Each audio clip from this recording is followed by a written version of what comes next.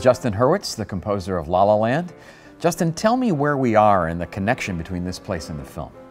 This is Hollywood Piano. This is their main warehouse, and this is where I came to find all the pianos we used in the movie, both on screen and the ones we recorded. And it was kind of my favorite place to come when we were making the movie. I sort of felt like a kid in the candy store. I would come and play all the pianos and find great ones. And most of the pianos we recorded were, well, really all the pianos we recorded were 1920s Steinway M's. It's like the smaller Steinway. And I just love the ones from the 20s. They have so much character. It's the kind of piano I have in my apartment, and I really wanted that sound, that really vintage, sort of small sound, not really booming like the 9-foot grand we hear in a lot of film scores. A little more intimate, a little more character. So we found all those pianos here. Wow. So how long had you and Damien been talking about doing a musical film? Well, we made a musical film in college. The first feature that either of us we made together, was a musical called Guy and Madeline on a Park Bench. Very small. It was a student film, really, and we took a little time off of school to finish it, and we got into some festivals, and a few people ended up seeing it. But that was kind of, it was a really sort of our education in how to make a feature film, how to make a musical. And coming off of that, that was at some festivals, and an executive named Matthew Pluff saw it and said, why don't you guys make another musical, make something bigger, something better. So we started talking about, let's make another musical. So then Damien started figuring out what's the story, what is it, you know, and that was all, you know, his work is figuring out the characters in the story, and then as soon as he had some ideas for that, he started writing a treatment and I started writing the music. You know, lots of people for a long time have said, oh man, they're so tough, it's so difficult, you can't sell them. Did you have a lot of obstacles to getting this thing made? Yeah, we couldn't get it made. We developed it, we worked on this movie full time for about a year in 2011. Damien was writing the script, I was writing the music, and we couldn't get it made, so we had to put it down and just kind of assumed it was dead. Maybe forever, maybe for the time being. We always hoped that we would find a way to get it, to make it. But we made Whiplash in the meantime, and that opened a lot of doors, and that generated enough interest in Damien as a filmmaker and in what we were doing to actually make this movie. Did you have any sort of models in mind? Were there any films that, any musical, perhaps classic musicals that inspired you or that you wanted to, in one way or another, emulate? Mm-hmm. Well, Damien turned me on to a couple of French musicals from the 60s when we were in college together. He showed me The Umbrellas of Cherbourg and The Young Girls of Rochefort, which both directed by Jacques Demy and composed by Michel Legrand. And those became two of my favorite movies of all time. I see The Umbrellas of Cherbourg every time it plays on the big screen in LA. I just found it such a gorgeous, moving, lush, incredible movie, visually and musically and in every way. And that became a huge inspiration, as well as just other classic musicals, American musicals like Singin' in the Rain and The Bandwagon and Fred Astaire, Ginger Rogers musicals. We were fans of a lot of these older musicals, and definitely inspired by them. I think our challenge was creating something that didn't feel or sound like any of those. These are movies that we've internalized, that we've been inspired by for many years, but then we had to figure out how do we make something that kind of feels, looks, sounds like its own thing. And contemporary, too. And contemporary, yeah. Yeah.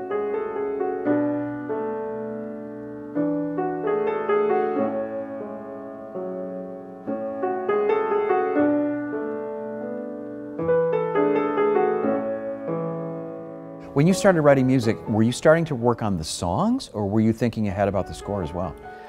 We approached it as themes, melodies and themes first, and actually the first thing Damien wanted me to compose was the main instrumental theme of the movie that we call Mia and Sebastian's theme. It's so emotionally integral to the movie. It's narrative. It has a real purpose in the story. We knew it would be used throughout the score. We knew it was gonna not just be what Sebastian plays at the piano, but also be the whole planetarium sequence when they go to the Griffith Observatory and they float into the stars. We knew that a lot of the fantasy sequence at the end was going to come from this theme. Other big parts of score, you know, when she's at the restaurant, thinking about him, thinking about this date that she's missing. We knew that. This was all in Damien's script. He put actually in his screenplay where the different themes were going to be used, and because we knew that theme was so important, that was the first thing he wanted me to compose. So I just, with all of any melody that's in a movie, whether we're working on a musical or not, it's just at the beginning it's me at a piano just trying to find the melody or melodies, and this was the first melody that I worked on in this movie. When you guys were talking about songs, did you have specific ideas in mind, maybe about titles or general themes where you wanted to go? And then how did you find your lyricists? We didn't have any titles for the songs. In fact, we had temp titles like Traffic was what we called the big opening number. Roommates was what we called the second number with the Mia and her roommates. All the titles, those were words that Pasek and Paul came up with. Benj Pasek and Justin Paul are lyricists. And we found those guys in 2014. We revived this project and we started back up with development. Lionsgate had set the project up, you know, giving us the resources to move towards making this movie. So we knew one of the first pieces we had to find were lyricists and lyrics for the songs. So I had piano demos of the songs. Everything started with just a melody at the piano. Many iterations, melody ideas until Damien and I found the right melodies, the melodies we loved. And then after that, then it came to shaping those melodies into what we felt were songs. So that was more back and forth between me and Damien. Okay, so the melody that we love, that we think could maybe be used for this song, how's it structured? Where's the verse? Where's the chorus? So more structuring and demos, more piano demos. And then once we felt like we had piano demos of songs, that was the point where it was time to hand it off to lyricists. So we were meeting with lyricists, conference calls, depending on whether they were based in LA or not. And we talked to Pasek and Paul, and then they came to LA and they had dinner with us. And then the next day we had a session scheduled for them to come over to my apartment and show us a lyric they had been writing to wasn't called City of Stars yet, because those are Pasek and Paul's words, but this ballad sort of thing, that piano demo that Damien and I had been sort of working with. And they came over to my apartment and they sat down and started singing, "City of Stars, are you shining just for me?" And that's the lyric that's in the movie.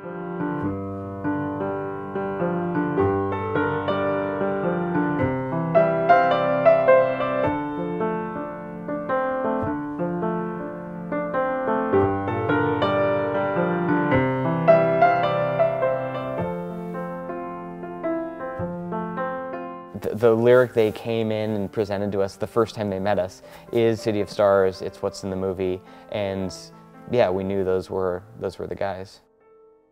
A lot of the score has a real jazz vibe, and in keeping with Ryan Gosling's character, were you comfortable writing in the jazz idiom? I know you're classically trained as a composer. Yeah, as a kid, I was taking classical piano lessons, like a lot of kids, just the sort of standard repertoire that a lot of kids play, with the simple stuff into the sonatinas, into the sonatas, into the concertos. And then, yeah, in college, I studied music theory, counterpoint, orchestration, and it was taught very classically. It was all taught, as they called it, from the literature, meaning you learned harmony out of the Bach chorales, you learned counterpoint out of the Bach fugues, you learned orchestration out of Ravel and Rimsky-Korsakov and Stravinsky and Copland. So yeah, I did have a very traditional background in terms of how I learned music. At the same time, this is the third jazz movie essentially that Damien has made. So starting in college, as soon as I started working with Damien, I started writing jazz for his movies. And I had been listening to jazz for a few years before then, and not really playing it myself, not really playing it at all myself, but listening to it. And then once I started studying music theory, then I started understanding the grammar behind it, and I started understanding the harmonies, and it started making more sense to me. And there's still a lot I don't understand and want to learn about all sorts of things. You know, jazz is one of the main things that I'd like to go deeper into and really study some of the more ambitious things that happened in the 20th century. But yeah, I just started writing, Guy and Madeline on a Park Bench, Whiplash, and then this movie, Damien's 3 movies up until this point, all feature jazz in a large way. So I've been writing jazz for about 10 years.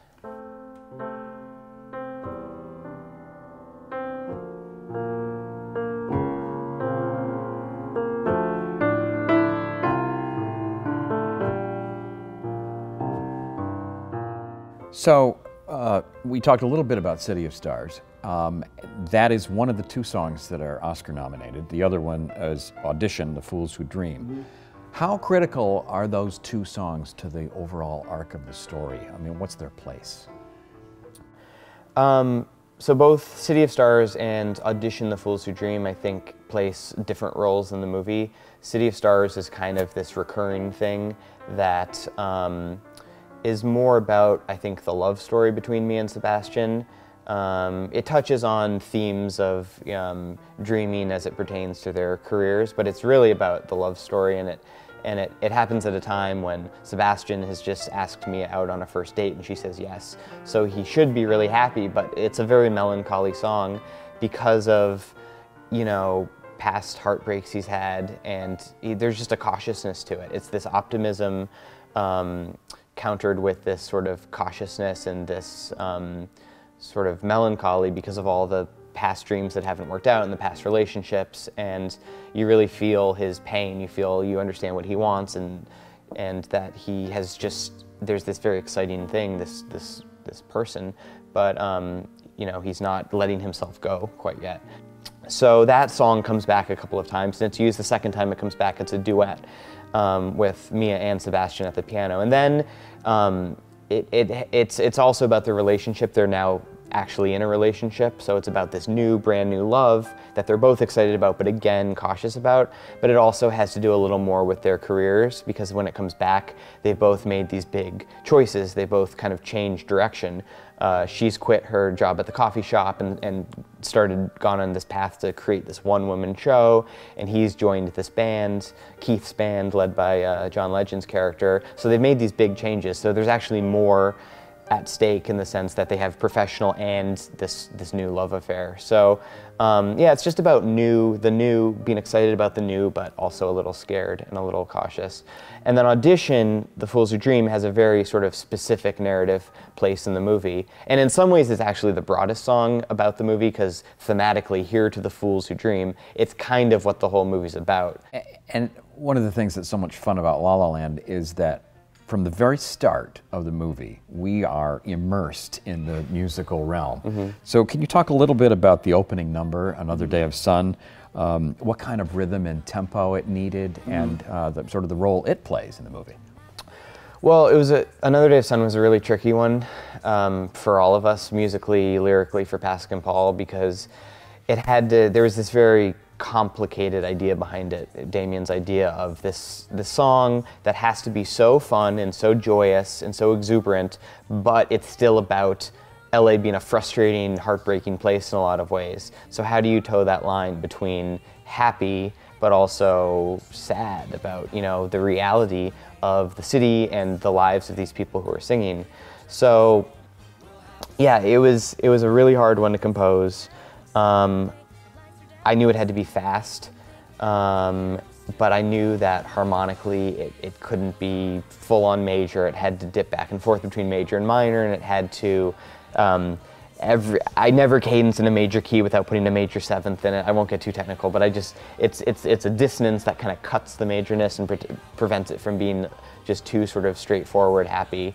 And I do that pretty much throughout the entire movie, as I kind of try to cut the straightforward emotion harmonically by putting a lot of dissonance in, very controlled dissonance, by putting a lot of counterpoint in the orchestrations, just so it always feels a little complicated and a little messy, like real life, like people's emotions, so that nothing is kind of too on the nose or too straightforward. Another Day of Sun has kind of a Latin kind of rhythm to it. I mean, why was that right for that scene? I don't know if I thought about that consciously. I know at the time I was composing, I was taking in a lot of, I was trying not to listen to music, actually. Like I said, we've had all of our favorite musicals, definitely inspirations, but I was trying not to listen to anything because I didn't want to be too influenced, but I was taking in a lot of visual media. I was looking at a lot of art from Los Angeles, architecture.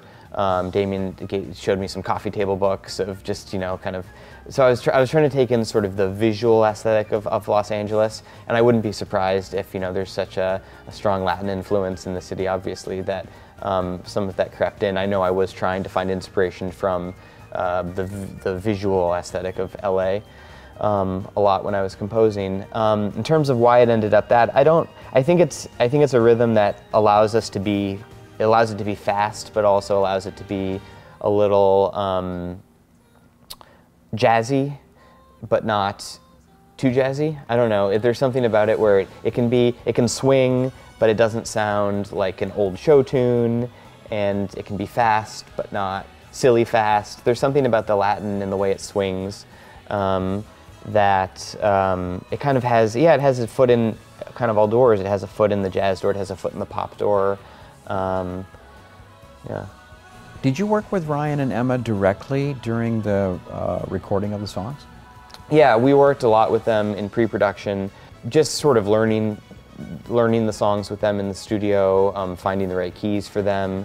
They had input, they were working with Damien a lot, just sort of workshopping the script, reading through it, working on their characters. Likewise, their input influenced some of the lyrics more than the music, really. As far as the music goes, it was more finding the right keys for them and just learning them and with them. But they had some thoughts about A Lovely Night, and Pasek and Paul actually rewrote that lyric a couple of times. And it's great that they did, because their original lyric was really fun and really funny, but it was different, and it felt like it was maybe for a younger cast perhaps, and it was also just meaner. It was funny, but it was kind of them making fun of each other in a more specific, pointed way. It was like, you're a pathetic pianist and you're a stupid actress. Those weren't the actual words, but it was, and through Ryan and Emma's input, it became a little more flirtatious and romantic, and then Pasek and Paul did a new draft, and it was just gorgeous, and we all loved it. We did work a lot with Ryan and Emma on, like I said, in the studio, just playing through the songs, and it was particularly important for the songs that they sang live on set. Which ones were those? So Audition, The Fools Who Dream, Emma's big song at the end of the movie, she sang that entirely live in front of the camera. I was playing piano in the other room into her ear, but I was just accompanying her. She was completely driving the song. There was no pre-recorded track that we were recording to. She was just acting it in front of the camera, and I was accompanying her.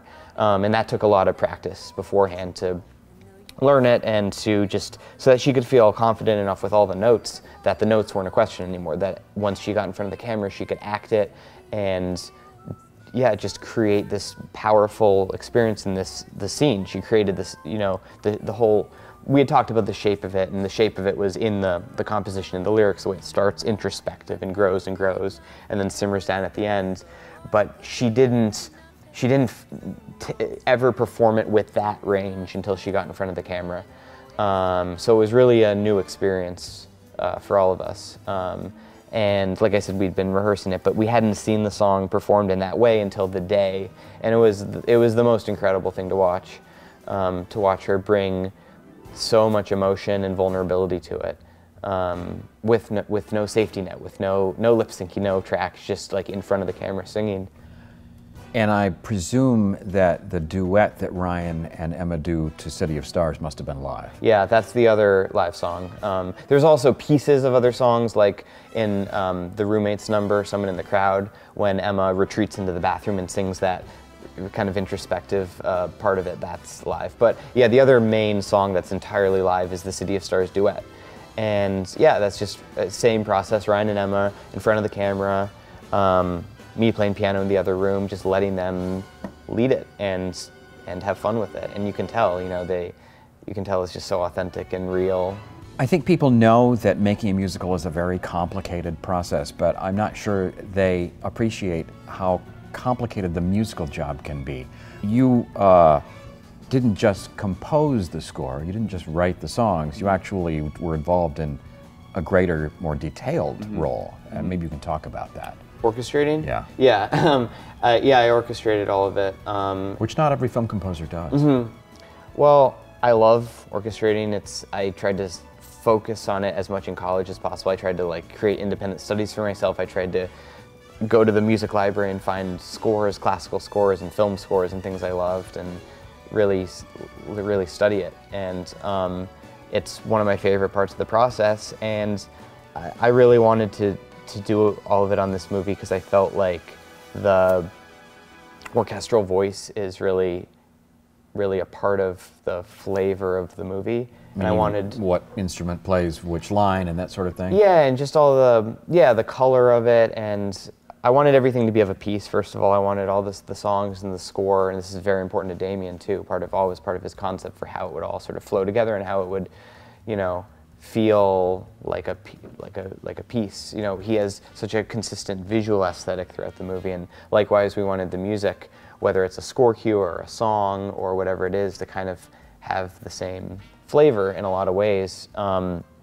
So yeah, I wanted to do it myself, and also I just have a very specific style of orchestrating that I thought really fit this movie, which is heavy use of counterpoint.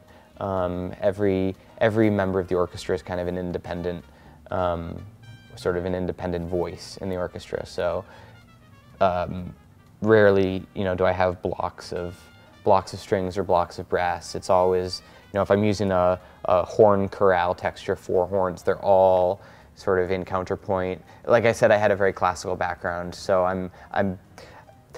I know that in some situations I have to let go of what you're supposed to do, but in a movie like this, I feel obligated to do what you're supposed to do, and I'm kind of a slave to voice leading, which means that, you can't do parallel fifths, and you have to resolve this way, and I love finding those, those dissonances and those, the way that voices interact with each other, the way that the third horn is in dialogue with the first horn, and they're handing off to each other and speaking to each other and rubbing against each other. And in the wind section, I love that the oboe has its own melody, and the bassoon has its own melody, and the English horn has its own melody, and every member of the orchestra feels like they're playing something beautiful. I don't want people to feel like they're just part of a chord. I want everybody to feel like a real pride over their part, and to feel like they're being musicians. They have important melodies in the orchestra, in the orchestration. So that's the style that I love orchestrating, and that's the style I won't always be able to use depending on the movie, but that I knew I could and had to use in this movie. This was what Damien wanted me to do, and I was delighted to do it. Did you record the orchestra here in Los Angeles? Yeah, we recorded it all in LA. It's all AFM musicians in LA. We were all recorded at Sony. How big was your orchestra? At its biggest, it was 95 pieces plus a 40-person choir. And then we scaled it down from there. Those are the big moments of the movie, the planetarium sequence, the big fantasy epilogue sequence at the end, some of the bigger songs. That was the big orchestra and choir. And then a lot of the score cues pared it down to single winds, a smaller string section, oftentimes no brass, or like 2 Harmon trumpets just for some buzziness, behind the cue. What about the jazz numbers, like the ones that we see in the jazz club? Were they actually recorded in the jazz clubs, or was that a set? No, well, we used, so all the jazz in the movie we pre-recorded at Conway Studios in Hollywood. It's just a smaller room. It's still nice and roomy, and our engineer Nick Baxter did a great job in terms of having it feel really feeling the space and having it feel really authentic. And then on set, so all the jazz was pre-recorded at Conway, and by the sort of a different ensemble. It was all jazz players. And then we had different players for the most part playing them on screen at the real location. So like the lighthouse, we were shooting at the actual lighthouse in Hermosa Beach. And other things were sets, like obviously the Red Room in the epilogue sequence is a set. The lighthouse was real, but it was very important to me and Damien that everything look and feel authentic. So we didn't want players on screen faking it.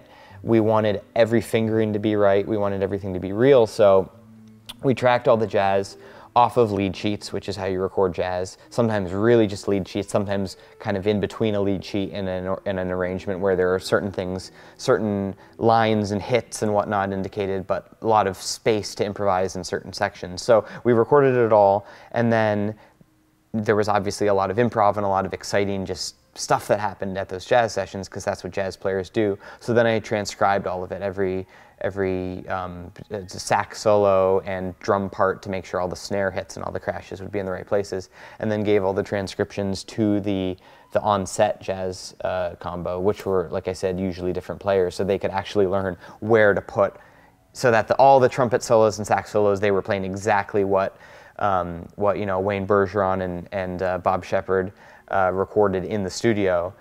And then one other thing we sort of had to keep track of was, in post-production, editor Tom Cross and Damien, you know, as they're cutting the picture, as they're cutting back and forth and using the coverage, sometimes things got out of sync again. So then I would have to sometimes go and retrofit music to what was happening on screen. So even though we had shot them playing the exact solos, it would then not be right anymore. So I would go and I would write new solos that would fit the fingering, or that would look like it would fit the fingering, at least like the hands on the piano were moving up and down like at the right times, and then we'd go back and record new parts that fit visually what was happening. So Damien and I are kind of obsessive about these things. We just wanted it to look right and to do it right. That's extraordinary. That's amazing. People have no idea the lengths you have to go to. Nobody even cares. Like, like 5 people who've seen this movie have even probably taken note of these things, but I don't know, Damien and I enjoy getting the details right. Yeah. So have you been surprised by the reaction to this movie? I mean, I'm sure that when you were making it, you probably had no idea how it would go over, but it seems to have been kind of universally loved. Yeah, it is surprising. I mean, it's at the same time, we always believed in it. There's a reason we worked for 6 years so hard on it. It's just because we always believed that it would be a good movie, and that people would want to see it, but you don't know at all, and especially when you're making a movie this weird or unusual or out of the norm for the kind of movies that get made these days. Yeah, you really don't know. So in a lot of ways, it is surprising and very, very gratifying that people are connecting with it, that people are you know, enjoying it as much as they are. And now you have 3 Academy Award nominations in your first time out. One for score and 2 for songs. How do you feel about that? It feels great. Yeah, it's very cool that people appreciate my work, and I worked really hard on it. So, great. Thank you, Justin. Thank you.